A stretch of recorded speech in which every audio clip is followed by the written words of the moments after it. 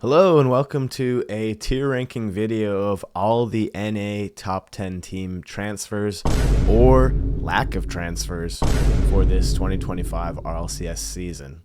Now, I'm heavily relying on graphics made by other people, so first I want to give a shout out to Tiki Bull from the Rocket League esports subreddit, where he built this presentation that explains all the changes. I've got it screenshotted over here on the right, and we're going to use it to refer to as we go. And I think it actually makes sense to go from 1 through 10. So we're going to go NRG first rather than ranking them in this order. Now, I know some of the logos didn't quite perfectly crop, so stick with me here. So, number 1, NRG. They are sticking with Atomic, Beast Mode, or Daniel. And I have a tier for no change being good and a tier for no change being bad. I think most of everything I've seen online has NRG saying no change is good. There's no reason to swap out any of the players.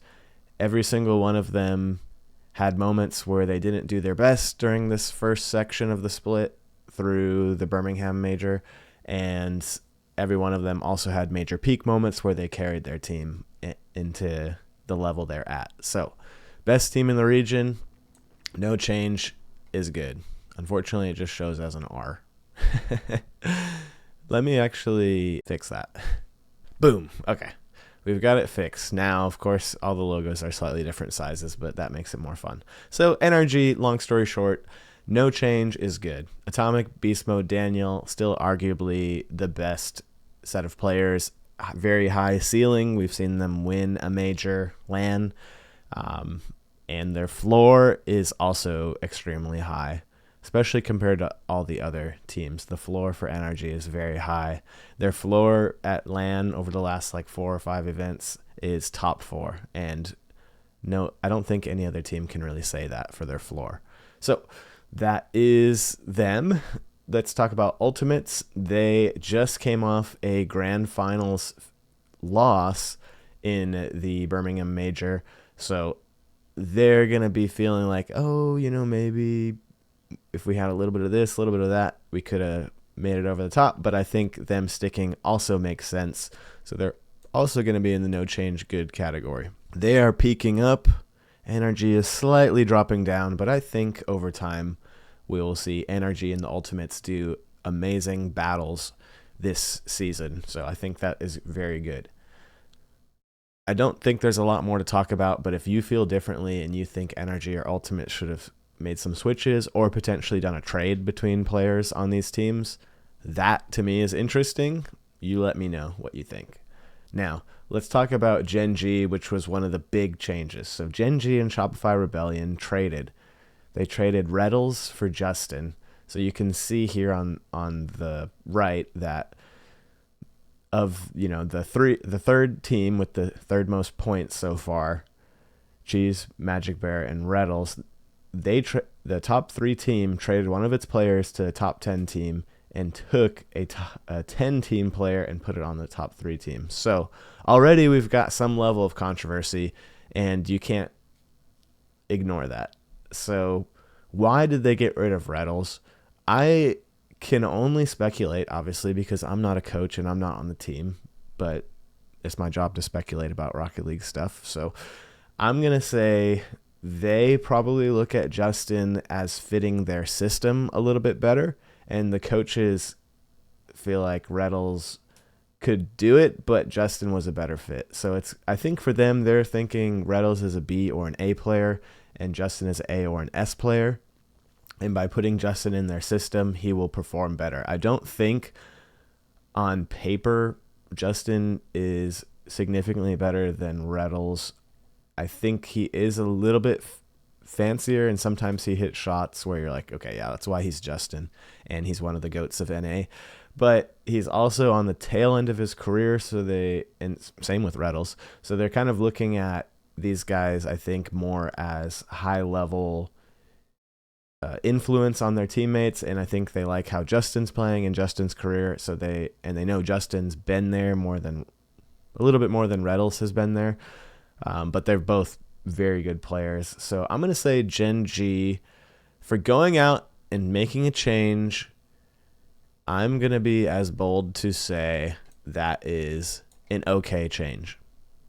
And I think that's possibly a little bit controversial because they traded a lower team's player for their player that got them and had them win one of the opens inside NA.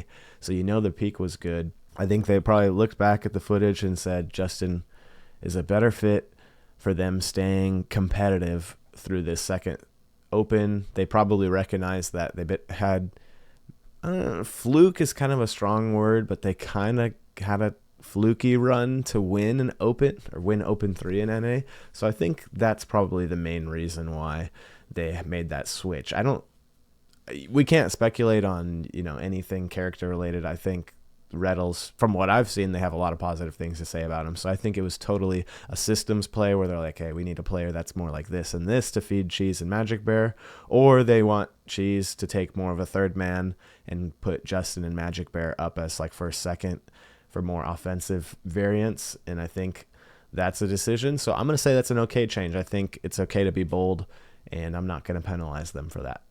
Complexity. Now, complexity, we had an interesting situation where Ray's Bull, who was on the team, decided to transfer back to Sam to be closer to family. It was really the main reason. And he's a great player, and he was playing very well this season. Obviously, they got top 4. They didn't have the best results at Birmingham, but you could definitely see the direction they were going in was positive, but they didn't quite have that ceiling. So kind of an interesting pickup to get Frosty, who was replaced by Kofor on Space Station. So we're kind of going backwards here. But Frosty, I think, has a higher ceiling than Ray's Bull when it comes to offensive performance. I think Ray's Bull would probably be considered a better defender by most people, or at least by me. So it's kind of a trade where they're going CRR, Diaz, and Frosty. Diaz and Frosty both kind of rookie. Well, I guess Diaz would be a rookie. Frosty's technically his second year playing in the RLCS, I believe. And then CRR has a lot more experience. I'm going to say that this potentially gives them a little bit more peak. So I'm actually going to put this in the okay change list. Let me find them. There they are. That's a little complexity swoop. Probably should have found a better logo for that, to be honest. But that's okay. Now let's talk about Space Station, who picked up Kofor from 9 Lives and dropped Frosty. Now, like I've been saying, I can only speculate so much. It sounded like there were some issues with Frosty Reveal and Scribbles on the team, and it was a mutual decision to part. They're also very young players, so it's not like their career's over. No, it's just starting for all of these players. Picking up Kofor, I think, was one of the more exciting prospects, or is one of the more exciting prospects in NA.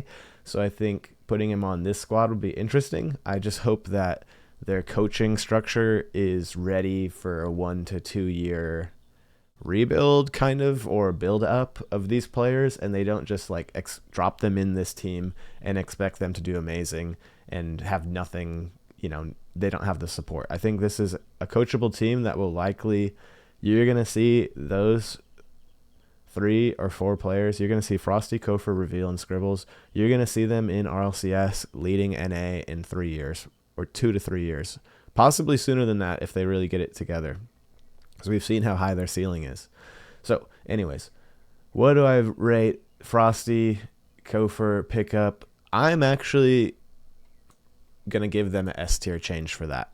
And it's not because I dislike Frosty.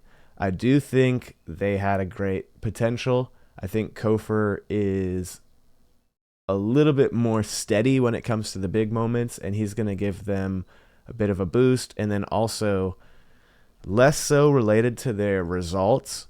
If there's some sort of team disagreement, making a change is pretty much always a great decision. Even if you don't immediately see it in the results, if there was some sort of divide between Frosty, Reveal, and Scribbles, and that created friction and tension and bad team environment, it's always going to be a great change to split that up and get a good team environment, because you need a good culture. Look at like the NRG team culture, and then you can kind of say, okay, yeah, Your players should have chemistry, and they should generally like each other. I mean, they're professionals, right? They're colleagues. It's not like they need to be best friends, but I think teams that generally like each other play better, and it makes it easier for them to stick and not put each other down during some bad results or poor results. So I actually think that's a S tier change for SSG. Now, 9 lives. Let's look at that. So they lost Kofor, and they were trying out a couple different people, and they picked up Zanil. I think from what I've seen and what I've gathered, a lot of the people or a lot of the noise I'm seeing online thinks they should have picked up Talk instead of Zanil. But realistically, Zanil probably had better scrim results with them, but I don't think they have the peak. Basically, now they're going to count on Hoxer to peak, which he can. He's an established peaker, if you want to say that. He has definitely proven that he can turn it up in games and create those offensive opportunities. But I am going to go ahead and unfortunately give them the first F tier change. And it was a little bit out of their control because their player got poached by a slightly higher point roster. And so I have to give 9 lives a bad change, but they're also fun to watch, and I'm a fan of all those players and the team. And I thought, if you watch my prediction videos from earlier in the Opens, I was actually pretty positive about 9 lives, and I thought they were going to probably make top 4 because I really like Chicago Hawks there. I think that's a great duo. They just need to find that right third. Now, let's look at Pirates on a Boat, 5-up Creams Hockey. This, I have to say, because I made it binary, there's either no change good or no change bad. I'm going to say no change bad. They're not going to break top 4 if they don't switch up their roster. They're just not. I think they have the ability to get a top 4 finish in an Open, but they're just not going to, I don't think they're going to make top 4 without switching it up. And I put deleted in the same exact category. These teams, these organizations needed to try something new. They needed to pay more to get a higher tier player to come down and work with their team to get the points up. And my prediction is we're not going to see amazing results from either of these teams down the stretch because they didn't make any changes. And you know what? Evo's in the same bucket. Why not lump them all in there? So they might be top 10, but they pose very little threat of being top 4. Evo had some peaking at the beginning of the year that was kind of concerning as an NA fan because that was an import team, all EU players. But from what we've seen, I just think those 3 teams, if you're in the bottom row and you're not making a change, you better be making a change to your strategy, right? Because you're not getting top 4, and they might be okay with, playing that and being a lower level pro team, but I think you're lying if you think that every player doesn't want to win, every player doesn't want to be on the best team, and every org doesn't. Every org wants to win. So these orgs or groups keeping the same, I personally don't like it. But it's not like there's all these people that they could just pick. So I have to give them a no change bad because they're just not going to do significantly better, I think. So last but not least, let's talk about Shopify Rebellion. So that is the iconic duo of Two Piece and Parth. I've seen a ton of online criticism about them not splitting up and picking up somebody else. I've seen a lot of online criticism about that. I think there's still some synergy there that's working. Now, does adding Reddles in place of Justin make sense for them? And what system are they going to use? To me, it seems like they're going to want Reddles to play deep third, to let Two Piece and Parth probably play more offense together. So I'm going to say, just for the sake that they picked up a player who had gotten more points, at the very least, this has to be a neutral change because you've brought on a player with a little bit more points. Do I think it's a good, okay change or a great change? Okay, meaning like positive, like, okay, not bad, whereas neutral is like, we'll see. I think this is still neutral. I don't think that this is going to make a big difference for Shopify. I do think it's very possible that they jump from 10th place to 6th place or 5th place. Maybe 5th place by worlds. I don't know. Well, no. I think probably 6th or 7th place if they can jump some of these other teams that made no change. And I think they clearly saw something, and they must have had decent results when Reddles was trying out with them and feeling good about that chemistry. I like Reddles' personality. He seems like the type of player who's going to double down and play even harder after this change, and he's going to champion his teammates. I don't know. I think that's really the most interesting story, is who's coming out better from this, Gen G or Shopify Rebellion. And I think that's the most interesting story from NA so far. We're very close to seeing some of the upcoming opens, 4, 5, and 6, and then heading to Raleigh for the LAN event. So let me know what you think of my tier list. Do you strongly agree or strongly disagree? Think I should re-rank any of these? Would be curious to hear your thoughts. Thank you so much for all the support. Hope you have a wonderful day, and take care.